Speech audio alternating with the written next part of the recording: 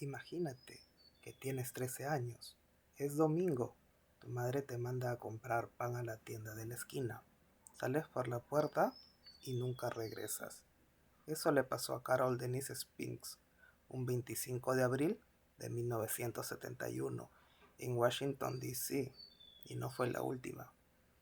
En los siguientes 17 meses, 5 niñas más desaparecerían en circunstancias casi idénticas, todas afroamericanas, todas entre 10 y 18 años. Sus cuerpos aparecían tirados cerca de autopistas, sin zapatos y con señales de violencia sexual y estrangulamiento. La prensa lo llamó los asesinatos del Freeway Phantom, el fantasma de la autopista. Y aquí viene lo que realmente da miedo. El caso sigue sin resolver. Nadie fue condenado y hay un sospechoso que estuvo décadas en prisión por otros crímenes, pero nunca tocado por estos asesinatos. Hoy te voy a contar la historia completa y al final te voy a dejar con una pregunta que probablemente no vas a poder sacar de tu cabeza. Empecemos. Para entender lo que pasó, tienes que entender cómo era Washington, D.C. en 1971. La ciudad estaba profundamente segregada. Había barrios negros, barrios blancos y en este contexto, 6 niñas negras empiezan a desaparecer. Y la pregunta que todavía se hacen los investigadores hoy es, ¿y si hubieran sido blancas? ¿Se habría resuelto? Esa pregunta no es hipotética. Hay casos de víctimas blancas de la misma época que sí se resolvieron. Con menos evidencia. Primer crimen. Carol Denise Spinks, 25 de abril de 1971. Carol Denise Spinks, de 13 años, vivía con su familia en el sureste de D.C., en el barrio de Congress Heights. Era una de 8 hijos. Su hermana gemela la llamaba Baby. Esa tarde, su madre la mandó a la tienda 7-Eleven a comprar cosas para la cena. Carol salió caminando. Esta fue la última vez que la vieron viva. 6 días después, el 1 de mayo, un transeúnte encontró su cuerpo detrás del Hospital Saint Elizabeth, tirado en una ladera de césped junto a la Interestatal I-295. Estaba vestida, pero sin zapatos. Había sido agredida sexualmente y estrangulada. La policía abrió una investigación, pero en ese momento no tenía razón para conectarlo con algo más grande. Era una tragedia local, una niña perdida. No sabían que esto apenas empezaba. Segundo crimen. Darlenia Denise Johnson. Casi 3 meses después, 8 de julio de 1971, Darlenia Denise Johnson tenía 16 años, extrovertida, trabajaba medio tiempo en un centro recreativo de Oxon Hill, vivía en Congress Heights, el mismo barrio que Carol Spinks. Esa tarde, Darlenia salió caminando hacia su trabajo. Un testigo la vio subir a un automóvil negro antiguo, conducido por un hombre afroamericano. Ese fue su último avistamiento. 11 días después, el 19 de julio, su cuerpo apareció a solo 15 pies de donde habían encontrado a Carol Spinks. También junto a la I-295, también sin zapatos, también violada y estrangulada. Pero aquí hay un detalle escalofriante. Casi una semana antes de que apareciera el cuerpo, alguien llamó anónimamente a la policía para darles la ubicación exacta, con unos detalles que solo el asesino podía conocer. Era evidente, el asesino estaba jugando con ellos, y la policía empezó a darse cuenta de que tenían un problema mucho más grande. Tercer crimen. Brenda Faye Crockett.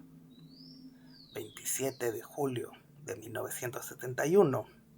Solo 18 días después del hallazgo del cuerpo de Darlenia, Brenda Faye Crockett tenía solo 10 años. 10. Y su madre la mandó a la tienda cerca de las 9 de la noche. Y a las 9:20, su hermana de 7 años contestó el teléfono de casa. Era Brenda llorando. Dijo: un hombre blanco me recogió y voy a casa en un taxi. Dijo que creía estar en Virginia y de repente colgó. Minutos después, el teléfono sonó otra vez. Esta vez era el padrastro de Brenda. Brenda repitió lo mismo. Un hombre blanco, un taxi, Virginia. Cuando el padrastro pidió hablar con el hombre, se escucharon pasos pesados y Brenda dijo: nos vemos, y colgó. La policía analizó esas llamadas y su conclusión fue aterradora. El asesino obligó a una niña de 10 años a llamar a su casa para ganar tiempo. Mientras él la llevaba, ella estaba despidiéndose sin saberlo. A las 5:50 de la mañana siguiente, un autoestopista encontró su cuerpo en la ruta 50, cerca de la autopista Baltimore-Washington. Ya en el estado de Maryland, estaba sin zapatos. Una bufanda le apretaba el cuello. Había sido ultrajada y estrangulada. 3 niñas en 3 meses. La misma zona. El mismo modus operandi. Sin zapatos, sin sospechosos, sin avances. Cuarto crimen. Nenomosha Yates. 1 de octubre de 1971. Nenomosha Yates, 12 años. Le decían Neno. Esa noche, Neno caminaba a casa desde un supermercado Safeway en el noreste de DC. Desapareció entre las 7 y las 8 de la tarde. Su cuerpo apareció en cuestión de 3 horas, tirado al borde de una carretera en el condado de Prince George, Maryland. Sin zapatos, ultrajada y estrangulada. Pero este caso tuvo 2 cosas nuevas. La primera, un testigo reportó haber visto a Neno subirse a un Volkswagen azul. La pista no llevó a ninguna parte, pero fue el primer testigo presencial. La segunda, y esto es clave, en su ropa se encontraron fibras verdes, fibras de un material que los forenses no pudieron identificar de inmediato, y esas mismas fibras aparecerían después en otras víctimas. Este fue también el caso donde el nombre Freeway Phantom apareció por primera vez en la prensa. Un artículo del Daily News lo usó y el nombre se quedó. Quinto crimen. Brenda Denise Woodard, 15 de noviembre de 1971. Brenda Denise Woodard, 18 años, la víctima de mayor edad. Brenda vivía en Baltimore, pero estudiaba de noche en Cardozo High School en DC. Esa noche, después de cenar con una compañera de clase, abordó un autobús urbano cerca de las 11:30 con rumbo a su casa en Maryland. Su cuerpo apareció unas horas después, tirado en una zona de césped cerca de una rampa de acceso a la autopista Baltimore-Washington, apuñalada múltiples veces, estrangulada y también agredida carnalmente. Pero aquí es donde el caso da un giro que te va a poner la piel de gallina. A diferencia de las otras víctimas, Brenda todavía tenía puestos los zapatos y alguien le había colocado un abrigo sobre el pecho, como si el asesino tuviera algún tipo de remordimiento, respeto, no lo sabemos. Pero dentro de ese abrigo, en un bolsillo, había una nota. La nota decía, con ortografía corregida por la víctima, pero dictada por el asesino,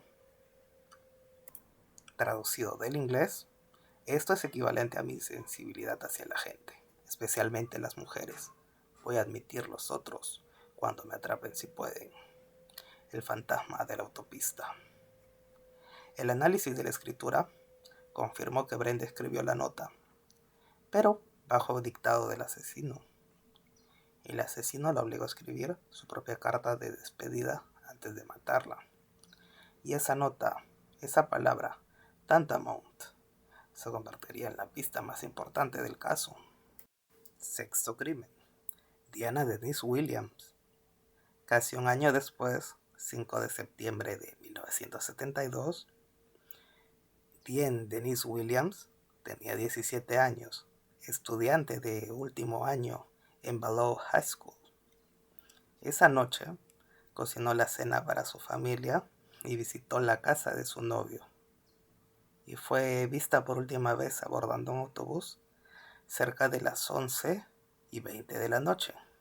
Su cuerpo apareció horas después, tirado a lo largo de la I-295, justo al sur del límite del distrito, sin zapatos, asfixiada. Pero Diane fue diferente a las demás en dos aspectos. Primero, no hubo signos de agresión carnal. Los forenses encontraron restos de fluido seminal, pero se asumió que eran de su novio. Esto rompió el patrón. Y lo segundo, y esto es muy importante para lo que viene después, fue la única víctima de la que la policía preservó una muestra de ADN. La policía del estado de Maryland la guardó y esa muestra, décadas después, en 2024, seguía siendo analizable. 6 víctimas en 17 meses y después silencio. El asesino desapareció. Nunca más volvió a matar, o al menos nunca más lo hizo de la misma forma. Ahora, ¿quién era el fantasma de la autopista o de Freeway Phantom? La policía tenía un sospechoso principal y su historia es tan perturbadora que cuesta creer que no fue acusado. Robert Elwood Askins nació en 1919, para cuando las niñas empezaron a morir. Tenía 52 años y trabajaba como técnico en computación en la Fundación Nacional de Ciencias. Un empleado del gobierno, un tipo con oficina, con sueldo, con compañeros que lo veían todos los días. Pero su pasado era otra historia. En 1938, a los 19 años, Askins invitó a 5 prostitutas a beber whisky con cianuro. Una de ellas, Ruth McDonald, se murió. 2 días después, apuñaló a otra mujer hasta la muerte en el mismo lugar. En el interrogatorio, le dijo a la policía, y esto es textual, le contagió una enfermedad a una de ellas y las mataría todas si pudiera. Lo declararon criminalmente insano y lo internaron en un hospital psiquiátrico. Estuvo allí hasta 1951, cuando salió y estranguló a otra mujer. Lo condenaron, pero anularon la condena por un tecnicismo. En los años 70 fue arrestado por secuestro y violación, y mientras cumplía condena por esos crímenes, en 1978, la policía registró su casa buscando conexión con los asesinatos del Freeway Phantom y encontraron cosas. En su escritorio había documentos judiciales donde un juez había usado una palabra muy específica, tantamount, la misma palabra rara que aparecía en la nota dictada a Brenda Woodard. Los compañeros de trabajo de Askins confirmaron que él usaba esa palabra con frecuencia, una palabra que no es común en el habla cotidiana. También encontraron fotografías de niñas y mujeres jóvenes, bufandas femeninas, un ensayo escrito por una niña, un cuchillo, pero la evidencia física que conectaba su casa con los asesinatos, las fibras verdes, nunca apareció en su residencia, y sin eso no podían acusarlo. El detective Lloyd Davis, que desarrolló a Atkins como sospechoso, murió convencido de que era él. Dijo exactamente lo siguiente: sé lo que hizo, simplemente lo sé. Atkins murió en 2010, a los 91 años, en una prisión federal. Todavía cumplía condena por los secuestros y violaciones de los 70. Nunca fue tocado por los asesinatos de las 6 niñas. ¿Por qué no se resolvió? Si tenían un sospechoso, si tenían la nota, si tenían las fibras, ¿por qué no se resolvió el caso? Hay varias razones y ninguna es bonita. El racismo institucional. 6 niñas negras en una ciudad con segregación racial. Varios ex policías han dicho públicamente que si las víctimas hubieran sido blancas, se habría puesto más personal, más recursos, más presión, y tienen rango para comparar. En los años 70, casos de víctimas blancas con menos evidencia se resolvieron.